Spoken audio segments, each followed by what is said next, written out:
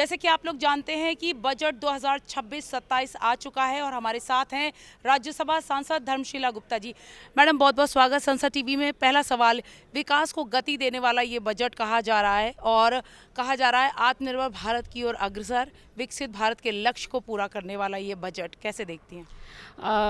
पहले आपका बहुत बहुत धन्यवाद। निश्चित रूप से हमारे देश के आदरणीय प्रधानमंत्री का जो ये मिशन है कि 2047 तक विकसित भारत, तो वो साफ दिखता है। हमारे देश की वित्त मंत्री आदरणीय निर्मला सीतारमण जी ने 9वीं बार देश की बजट को आज संसद में रखा है। ये बजट बहुत सराहनीय है, सभी वर्गों के लिए फ़ायदेमंद है, लेकिन खासकर महिलाओं के लिए आज का ये बजट वरदान है। मैं बिहार से आती हूँ, बिहार की बेटी हूँ। मैं कुछ शब्द बिहार के लिए आपको बताना चाहती हूँ कि बिहार में जो पटना में पानी या जहाज़ का जो कारखाने खुलेंगे और वो वाराणसी में खुलेंगे, तो ये बिहार को आत्मनिर्भर की दिशा में ले जाने का एक महत्वपूर्ण फैसला लिया गया है। और मैं बात करूँ ये घरेलू उत्पादन, घरेलू रोजगार और मछली पालन, मत्स्य पालन, तो ये भी बिहार के महिलाओं के लिए, बिहार के लोगों के लिए वरदान साबित होगा।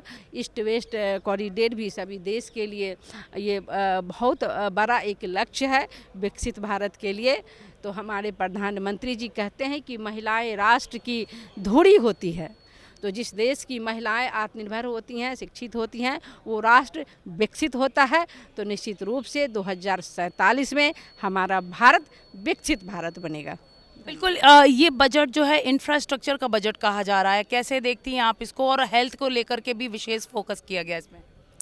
बिल्कुल, आज हमारे देश में सभी क्षेत्र में इंफ्रास्ट्रक्चर बढ़ रहे हैं। आर्थिक व्यवस्था मजबूत होती है तो वो विकसित भारत की ओर अग्रसर होते हैं और हमारा देश विकसित भारत एकदम बनेगा, जो 2047 में हमारा आदरणीय प्रधानमंत्री जी का जो ये लक्ष्य है निश्चित रूप से पूरा होगा। ये बजट सभी वर्गों के लोगों के लिए सराहनीय है, खासकर महिला के लिए वरदान है। बहुत बहुत धन्यवाद। मैडम, इस बार बजट जो है कहा जा रहा है, ये एक रिकॉर्ड है कि संडे को पेश हुआ है बजट। तो कहते हैं कि जब काम करना हो तो क्या संडे क्या मंडे सरकार कहती है, और ये संडे को ये रिकॉर्ड ऐतिहासिक है। इसके अलावा भी 9वीं बार बजट पेश किया है वित्त मंत्री ने। तो जब नारी शक्ति एक नेतृत्व में इतने मजबूत पद पर बैठी हुई है, कितना बड़ा मैसेज जाता है देश में कि महिला नेतृत्व भी जो है वो कहीं ना कहीं महिलाओं की मजबूती के लिए खड़ा होता है, जब इतने मजबूती से हमारी फाइनेंस मिनिस्टर ये 9वीं बार पेश करती हैं बजट। ये हम लोगों के लिए गौरव की बात है कि आदरणीय वित्त मंत्री श्रीमती निर्मला सीतारमण जी ने 9वीं बार देश का बजट संसद में पेश किया है। ये महिला सशक्तिकरण की एक मिसाल है, वो दिखता है। और जो छोटे इकाई के हमारी महिलाएं जो पंचायत में होती हैं, प्रखंड में होती हैं, उन्हें भी नई ऊर्जा मिलती हैं। वो भी अपने आप को सोचती हैं कि मैं भी निर्मला सीतारमण बन सकती हूँ, क्योंकि मोदी है तो मुमकिन है।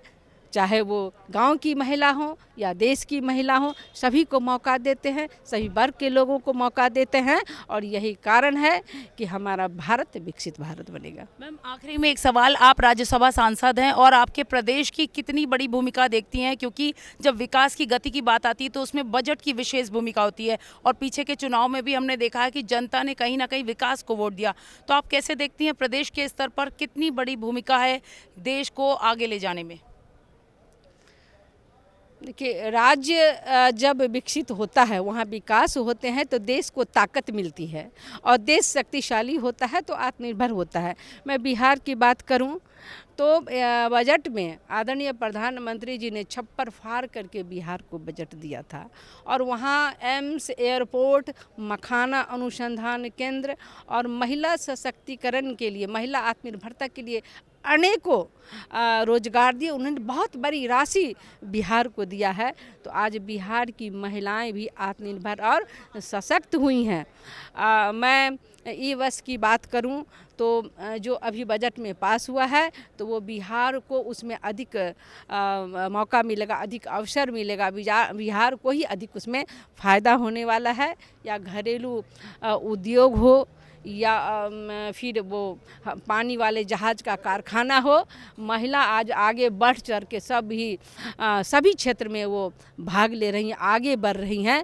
तो निश्चित रूप से बिहार आत्मनिर्भर हुआ है। वहाँ रोजगार के नए फैक्ट्री लग रहे हैं, रोजगार के नए आयाम खुल रहे हैं।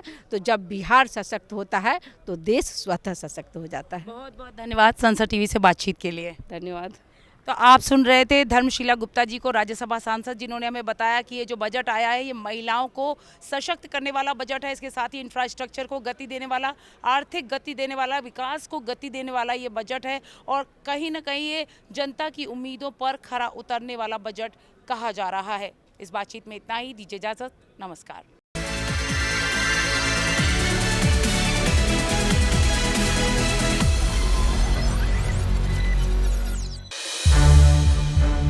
संसद टीवी के और भी प्रोग्राम्स देखने के लिए सब्सक्राइब करें हमारा YouTube चैनल और हाँ, इन्हें लाइक और शेयर करना ना भूलें।